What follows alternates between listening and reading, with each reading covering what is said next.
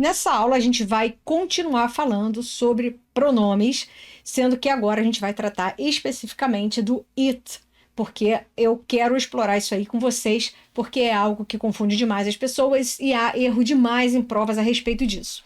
Vamos então para as nossas páginas aqui para vocês então entenderem. Primeiro, cadê? Aqui estamos nós, certo? Certo. Vamos lá. Lembrando que it é para singular. Opa! It é para a gente falar de coisas, coisa, melhor dizendo. E ele é tanto sujeito como ele é o pronome objeto. Sendo que quando você fala de coisas, então a gente passa a usar o they, que também é usado para falar de pessoas. E o they é quando ele está fazendo o papel de sujeito na frase, e o them é quando ele está fazendo o papel de objeto na frase, recebendo a ação do verbo. Vamos aqui a algumas coisinhas aqui. Eu vou falar sobre isso rapidinho, porque nós já falamos em outra aula, mas vou lembrar. Vamos lá. Pronome sujeito está posicionado antes do verbo. Eles conjugam o verbo, né? Conjugam o verbo, são sujeitos da oração, e eles se encontram também após conjunções.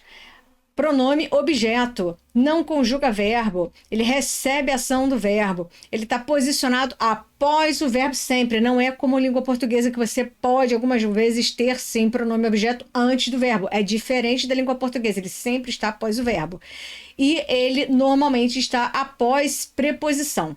Vamos agora aqui para um exercício que eu quero fazer com vocês aqui, só que em vez de vocês apenas assistirem agora, eu vou colocar vocês aí no desafio para pensar.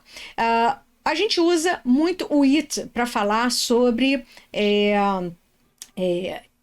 questões do tempo, né? Sobre eventos aqui, olha. Então, nós vamos falar de tempo, porque em português a gente pode ter oração sem sujeito, como esse caso aqui, está nevando, porque nevar em português é um verbo impessoal, só que em inglês não existe verbo que vá sem sujeito.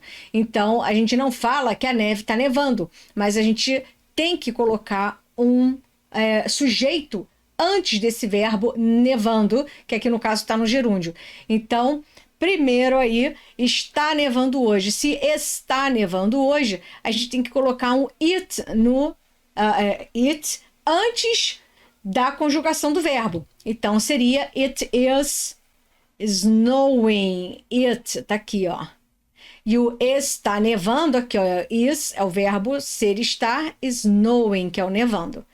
Próximo, está congelando lá fora, né? Tá tão frio que tá congelando lá fora. Então, a gente aqui em português pode começar falando um verbo no gerúndio, está congelando, sem que haja um sujeito, né? Até vou deletar esse anterior aqui, porque isso aqui é verbo, não é sujeito. Só para deixar claro que esta frase aqui em português está sem sujeito, ela começa direto no verbo.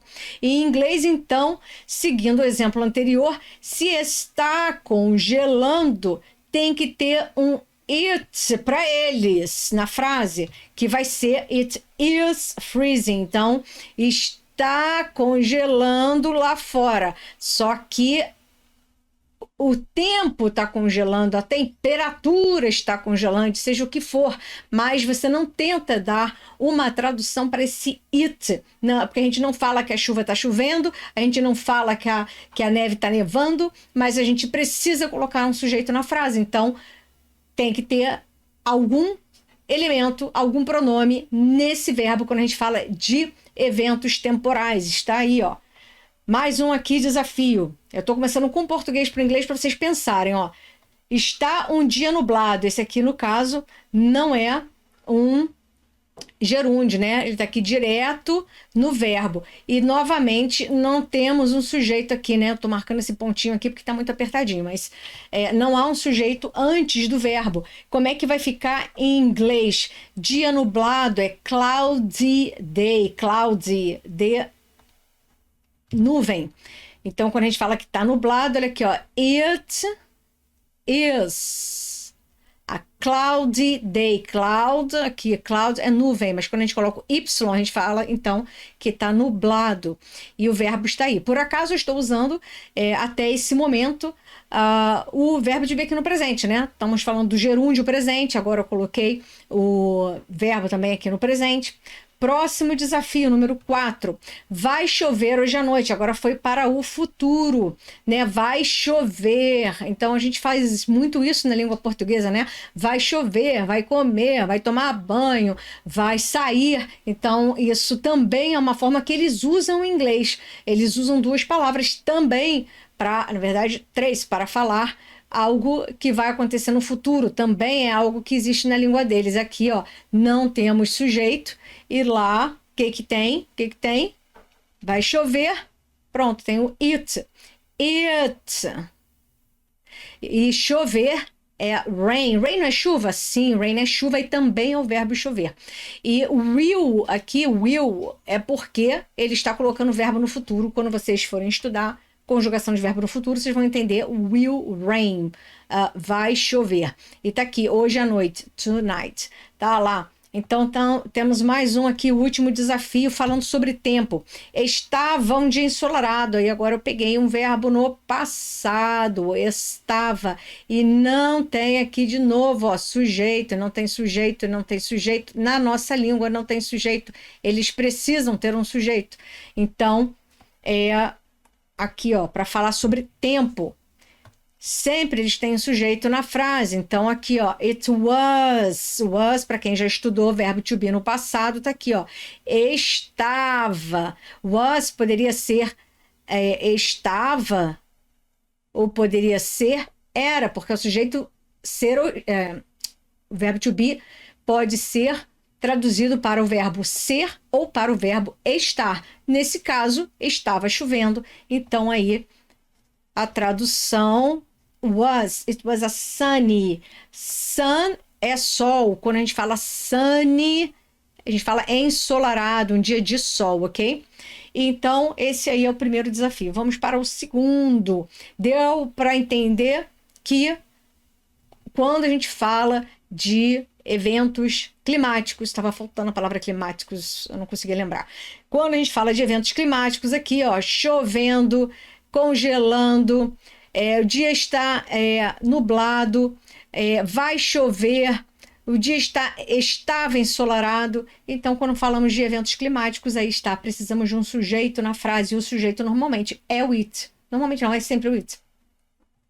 Próximo.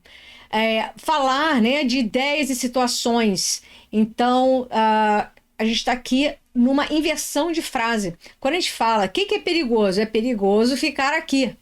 Ficar aqui é perigoso, só que a gente fez uma inversão aí nessa frase. Então, como é que fica em inglês? Para você entender a situação aqui, olha.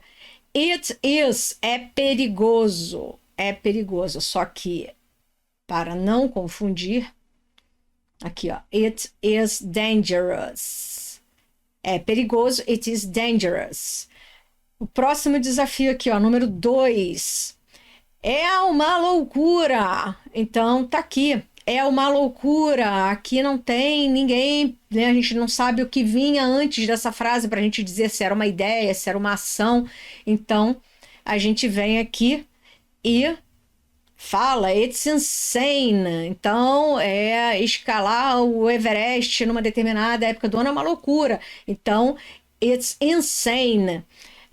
Vamos lá, próximo que vocês, para colocar vocês aí para pensar, né? Senão vocês ficam só recebendo, né? Fica aquele estudo passivo. Eu quero que vocês pensem. Agora eu comecei com, eu poderia dizer seguro, mas eu quis começar com uma frase no negativo. Não é seguro. Então, seguro vamos lá. É seguro, não é seguro. It is not safe. Então, você está vendo que para nós aqui, ó, a gente está começando com verbo, mas eles aqui começam primeiro com um sujeito e depois é que vão para o verbo. Nós aqui começamos com verbo, eles primeiro começam com um sujeito e depois é que vai para o verbo. Nós aqui não temos nem sujeito, né? A gente começa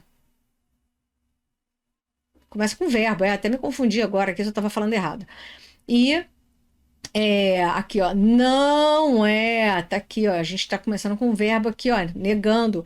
Então, eles começam com o sujeito. It is not safe. Aqui, ó, safe, seguro, não é safe ficar aqui, it's not safe, ok? Próximo elemento aqui, ó, para vocês pensarem. É um lugar maneiro. É um lugar maneiro. Começamos aqui com um verbo, mas eles não podem começar com verbo. Eles vão começar com o quê? Adivinha? It's a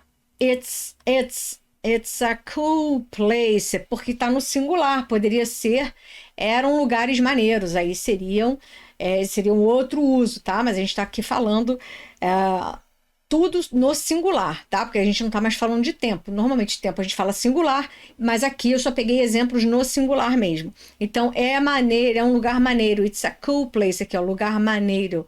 Maneiro aqui, ó, cool, tá? E o último desafio aqui para vocês pensarem aqui, eu fiz um círculozinho ao redor do verbo, e aqui todos eu fiz um círculozinho ao redor do sujeito it, e depois é que vem o verbo aqui, ó, it is, porque inclusive eu estou usando tudo aqui no presente, eu não estou usando nada no passado. Vamos ver o último aqui. É uma boa ideia. Então, novamente, para nós em português, não ter um sujeito, a gente não sabe do que se trata. O que é uma boa ideia? Ninguém sabe dizer, mas eles colocam uma ação. It's a good idea, porque em algum momento na conversa para ele já foi mencionado que ideia é essa. Então alguém vai dizer que é uma good idea, it is a good idea, or it is a bad idea, ok? Ou é uma má ideia. Mas está aí. Estamos qualificando ideias e situações. Então é importante você perceber essa estrutura. Ó, it is dangerous. Então você tem um it, um verbo to be qualificando, que aqui no caso estão todos no presente, e depois do verbo to be vem aqui, ó, um adjetivo, né? Então, ó, insane, loucura, safe, seguro, it's not safe. Então, sujeito, verbo, adjetivo. Sujeito, verbo, adjetivo. Sujeito, verbo, adjetivo, ok? Então, mais um padrão aí para vocês.